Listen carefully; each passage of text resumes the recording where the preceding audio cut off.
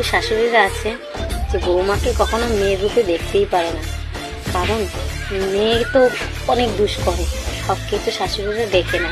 কিন্তু বৌমা যা দুষও না করে বা দুষও যদি করে, কিছু একটা না করলেও বৌমার উপরেই দুষটা পড়ে যায়। এইটাই হচ্ছে শাশুড়ি আর বৌমার পার্থক্য, ঠিক আছে?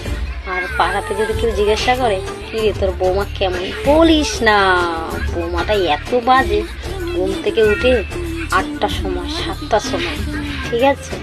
আমার তো কাজ বাড়িতে আমার একাই করে পুরায় না, তাহলে বৌমা কি করবে? কিচ্ছু করে না। জানিস আমার বৌমাটা এমন, জানিস আমার বৌমাটা তেমন।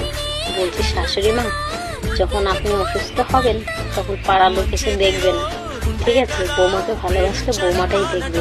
এমনকি আপনি যদি ভালোও না বাসেন তাও কিন্তু বৌমাটা একবার আপনার কথা চিন্তা করে, কিন্তু পাড়ার লোক না।